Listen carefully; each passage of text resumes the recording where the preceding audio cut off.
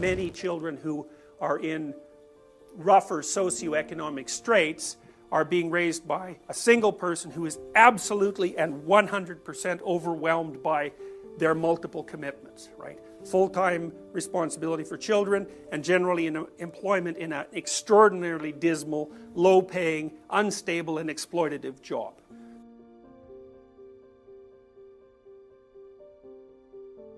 You have a relationship with someone and it's kind of conflict-laden, you know, and you think, each time you have a conflict, you think, should I be in this relationship? Well, that's a big problem because you actually don't know. How much conflict should you have before you shouldn't be in a relationship? And the answer to that is, well, you don't know.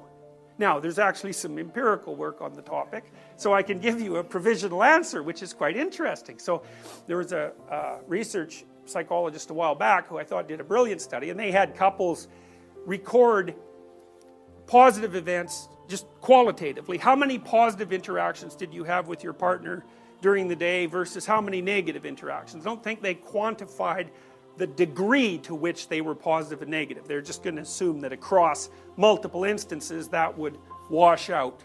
And what they found was, it's quite cool, they found that if you had fewer than 5 positive interactions to every negative interaction, the relationship was going to collapse.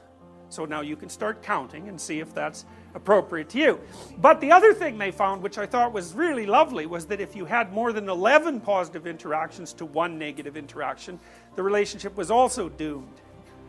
And so you think, so you understand that, right? Everyone knows that, because if someone's wandering around treating you like a god or a goddess, the first thing you're going to do is be just contemptuous of them and then completely bored. You want the person to harass you a bit, just so that you learn something, that's part of it. So it's also evidence that there's actually someone there that you're interacting with, you know, because if someone just does everything you want all the time, well, I mean, that might sound like an ideal fantasy, but you know perfectly well that if that ever happened, you're just going to get completely tired of that instantly. Plus, there's no life in the relationship, right, which is a big issue. Well, the other thing too is you can be sure that in a relationship where there's no conflict, nothing is being decided, because thought is conflict, even if you do it by yourself. You know, and so if there are 2 of you in a boat and you're trying to decide where you're going in the future, it's not like that's self-evident. There has to be you have to have an opinion, and your partner has to have an opinion, and there's no reason at all to assume that those opinions either will be or should be the same.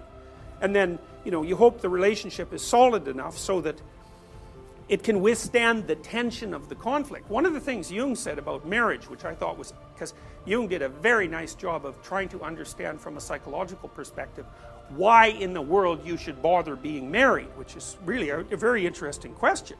You know, and one of the things he said was that you don't need to tie 2 things together if they'll just stay together of their own accord. So the fact that marriage is a human universal, which it is, indicates that there is enough tension within intimate relationships, centrifugal tension, to blow them apart. And some of that's just because people are different and they clash, but it's also because as you go through life in a single boat, you encounter huge waves and, you know, you might get swamped, so it's a big problem. His point was that the marriage vow was necessary because if your response to potential conflict was, I can leave, you can't have the conflict. You can't have the conflict. You know, if on the other hand, you're with someone and you think, there's no bloody way I can get rid of you no matter what I do short of murder, I'm stuck with you for the next 30 years, then we better work this out. And so that makes he thought of that as a container within which a transformation could take place. It was an alchemical motif. And that without that pressure, people weren't going to be sufficiently motivated to really hash out problems. And, you know, you can think of that in whatever way you want, but I thought it was an absolutely brilliant observation. Well, the problem is it doesn't solve any problems usually, because for a variety of reasons. And one is, it's probably you and not your partner anyways, or at least there's a 50-50 chance, and if it's you, you're just going to bring your stupidity to the next relationship and torture someone else to death, you know, so that's a big problem. the next problem is that if you can't work out the bugs in this relationship, why do you think you're going to be able to do it in the next relationship, especially now that you're older and more set in your ways? The third is, well, you know, what about the kids? The fourth is, I don't know if you've ever seen people in a protracted custody battle, but if you want to ruin your life, that's a really good way of doing it, because that'll take you out for about 15 years, and it'll cost you pretty much all your money, and it'll destroy your closest relationships. It'll also make it virtually impossible for you to be happy with the next person that you're with, because they're going to be, you know, burdened by this absolute catastrophe that's surrounding you with regards to how you organize your interrelationships with the people that you love. So generally speaking, I don't think that it usually solves the problem. Now, sometimes it does, but my sense is it's probably introduced more problems than it's solved. You know, so I mean, one of the things you might note, for example, is that the only people who now get married are people who are relatively wealthy. You know, the fact that we've disrupted the structure of marriage as an institution since about 1965, say, what that has meant is that its benefits are now only available to people who are privileged. So you can look up the stats yourself, but if you're middle class and above, the divorce rates haven't moved much since the early 70s.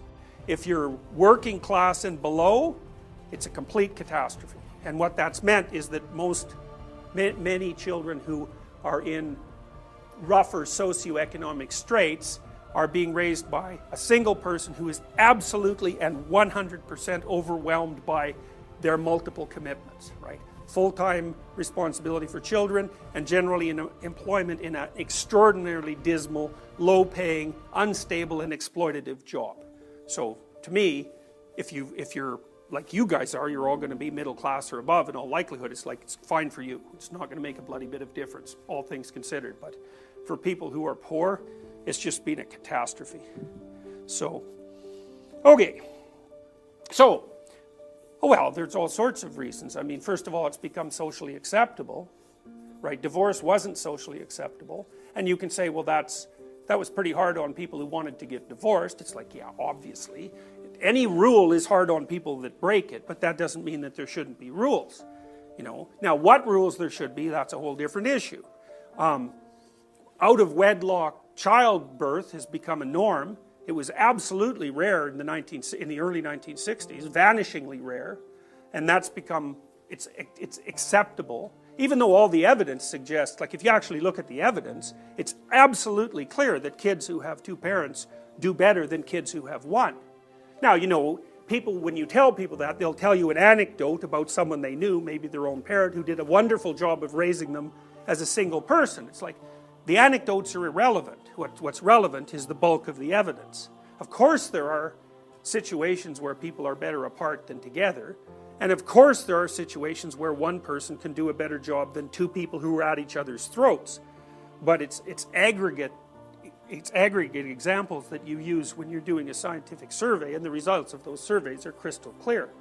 You know, the other thing that's going to happen, it's going to happen very soon, is that there's going to be a very, very, very, very large number of elderly people who are alone. And being elderly and alone, like no family, that is not something you want to look forward to, especially when you start thinking that you're going to be elderly for like 40 years. So, you know, because say it starts around 65, I don't know how long you guys are going to live, but it's probably 95 is not an unreasonable estimate, and it might be longer than that. So, because, you know, we're adding about 3 months to the total lifespan every year. Right. That's the rate of technological improvement in relationship to overall mortality. So, you know, and that, the degree to which we're adding that extra lifespan is increasing each year, you know, and it may get to the point where we're increasing lifespan a year every year. Now I doubt it, because it'll probably be an asymptote, but it has been increasing for a very long period of time. So, you know, it's one thing to think about the maximization of day-to-day freedom when you're between, say, 15 and 40, 45. After that, that's a whole different story. But modern people never think about the last half of their life. You know, so why, I don't know, but maybe they're afraid to or something.